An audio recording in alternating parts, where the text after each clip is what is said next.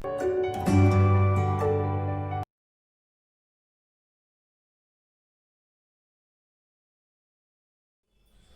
students, now we are going to discuss the next chapter of the human physiology. Yes, we are going to start the 17th chapter, that is the digestion and absorption in the human beings. Yes, in this chapter we will study the structures of the digestive system, process of the digestive system, and different parts also, where and how the digestion will take place, and what type of disorders are there of the digestive system.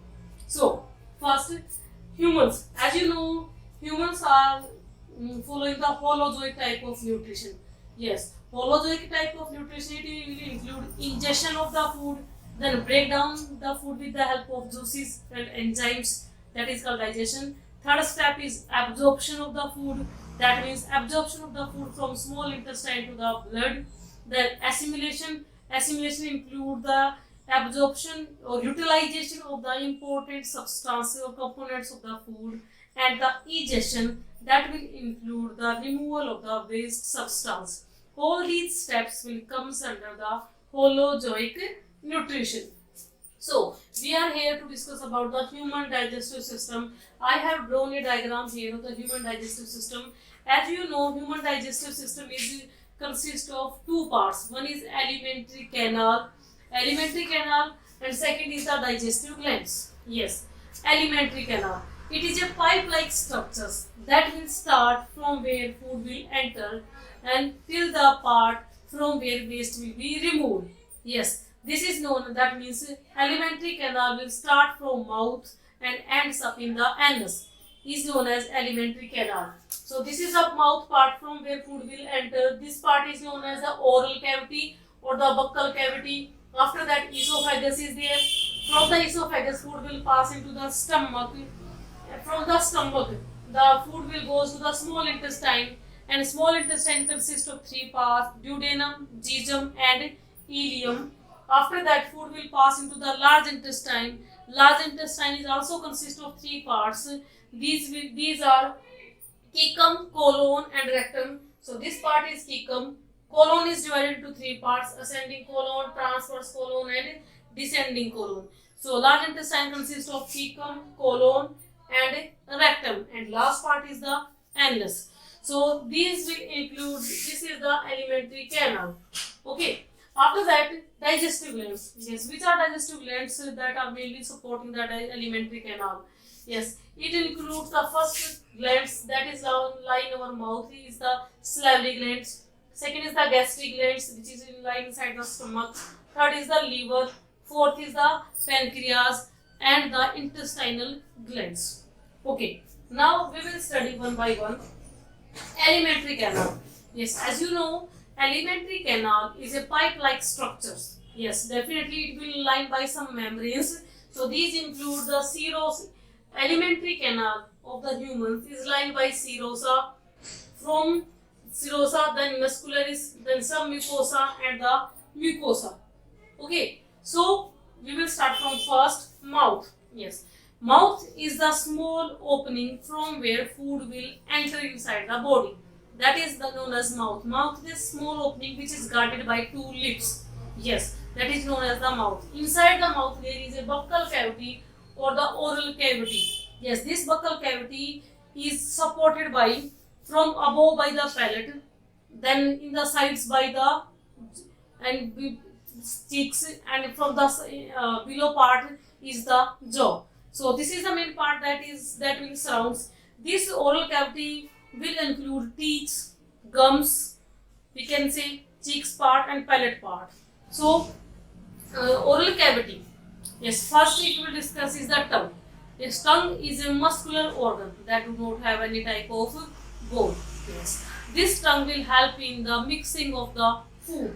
Yes, because first we are going to discuss about the alimentary canal, then we will discuss about the glands. So oral cavity includes the tongue. Tongue will help in the mixing of the food. It will help in the digestion of the food in a proper way. This tongue have a number of papilla, that means these have a taste buds. These taste buds include the velate papilla, fusiform papilla and the filiform papilla. Okay, and along with fusiform papilla also. After that, second is the teeth. Yes, teeth. As you know, hardest substance of the body is the animal. Animal. Yes, animal is the covering that will covers the teeth. Okay, teeth is consists of two part. Upper part, that is known as the crown part, and the below part, that is surrounded by the root part, that is surrounded by the, we can say, gums. Okay, we can say teeth. There are four type of teeth in the humans. Mainly, if we can divide the teeth, then there are only two types of teeth. First is the milk teeth, that is known as the temporary teeth, and second is the permanent teeth. Due to the presence of two type or two sets of the teeth in the humans, we are also called diaphyodont. These teeth includes incisors, these front, then canines, then premolars, molars, and in the last, wisdom teeth are also there. So there is a formula of the teeth. Yes, in the children's, if you will see, 2 1 2 is the formula of the teeth in the children, and 2 1 2 3 is the formula in the adults. Yes, 2 1 2 3 again multiply by 2, 16 by 16. That means there are total 32 teeth in the adults, and if you will say, there are 20 teeth in the children's. So this is the dental formula of the teeth in the human beings. But we need to take care of the teeth also, because due to the not frequently washing and don't, if we are not taking care, it will cause a number of the cavities in the teeth also. After that, we can say the food is passing into the esophagus. Esophagus, it is a small pipe-like structure which is about 25 centimeter long. It does not produce any type of the enzymes or hormones. So it will convey the food from the mouth to the stomach. So this is the stomach, that is a J-shaped organ. Yes, this stomach is consist of four parts. First is cardiac part, that will receive the esophagus. Yes, means the food from the esophagus is passed into the cardiac part. Second is the fungus part. Third is the body part, and the pyloric part. Yes, pyloric part is the part from where the small intestine will start. After that, food is passed into the small intestine. Small intestine is consists of three parts: duodenum, jejunum, and ileum. This small intestine is about 6 meter in the length, and which consists of duodenum. Duodenum is a small coiled structure. Yes, you can see here, which is about 25 centimeter long. This duodenum will receive the secretions of the stomach also, and of the pancreas also. After that, duodenum will convey the food into the jejunum, which is a highly coiled part, and jejunum is about 2.4 meter in length. After that, ileum part is there, which is about the 3.6 meter in the length, and you can say the small intestine is the part from where complete digestion of the food will take place. Yes, because this small intestine have a number of finger-like projections, that is known as the villi. These villi will increase the surface area for the absorption of the food. Yes, this is the part that is known as the villi of the small intestine, from where absorption of the food will take place. That means food from small intestine will goes into the blood. After that, large intestine is there, that is consists of cecum, colon, and rectum.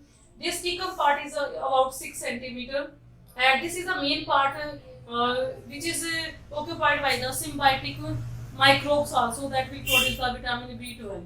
After that, colon is divided into three parts: ascending colon, transverse colon, descending colon. After that, which will pass the food into the rectum. Rectum is the temporary storage that will store the waste for some time period, and then anus is there, which will remove the waste. So large intestine is there, where the absorption of the drugs, or we can say absorption of water only takes place. Remaining the fecal matter will pass through the anus only. So this is all about the alimentary canal.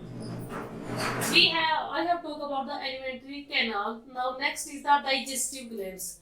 Yes, digestive gland. First is the salivary gland. Yes, salivary gland, that is found in our oral cavity or the buccal cavity. Salivary gland is consist of three parts, that are parotid gland. I can write here parotid, submaxibular, and submandibular. The salivary gland will release the saliva, and this saliva will help in the digestion. This saliva is consist of the salts, electrolytes, waters, and the enzyme salivary amylase. Another name of the salivary amylase is the ptyalin. Yes, pH. If we will discuss about the pH of the saliva, it is about 6.7. That means slightly basic. So digestion of the starch will start from the oral cavity only. That is from the hair. After that. Second gland is the gastric gland. Yes, this gastric gland, which is found in the stomach. Gastric gland is consist of further three type of cells: oxyntic cells, peptic cells, and mucous cells. As you know, mucous cells will release mucus only. These peptic cells release the enzyme. Oxyntic cells will secrete the HCl. HCl that will maintain the acidic conditions. That means it will kill the unwanted pathogens. It will kill the pathogens that can cause the health impact also. That will cause a number of diseases also. After that, we can say third gland is known as the liver. Liver is the largest gland. We can say yes, largest gland. But this is the gland that will does not release any enzyme. This is the only gland that is known as the liver, which do not release any type of enzyme. But still, liver, it contains a bulb-like structure that is known as the gallbladder. This liver will release the bile juice, and this bile juice is mainly contain the salts, and this salt will pass with the help of bile duct into the pancreas, and then with the help of pancreatic juice, it will pass into the duodenum. Then what is the function of this bile juice? Yes, bile juice will cause the emulsification. Yes, emulsification is a process in which large fat globules will break down into small fat globules by the action of the bile juice. Yes, this bile juice also neutralizes the acidity of the food that is passed from the stomach. Okay, then we can say next gland is the pancreas, that is lying below the stomach in the abdomen. So pancreas also release a number of enzymes like procarboxy. If we say lipase is there, trypsin is there. Yes, trypsin. After that, enterokinase is there. That will help in the digestion of the food. This is a duct that is known as the hepatopancreatic duct. Yes, I can write here also hepatopancreatic duct. Yes, by which the bile juice along with the pancreatic juice will release into the duodenum. So last gland that is known as the intestinal gland, which will found in the intestine. Intestinal gland will release the mucus, which will help in the lubrication of the intestine also, and for lubrication of the food also. So this is all about the normal digestive system structure and its parts and its function. Thank you, beta.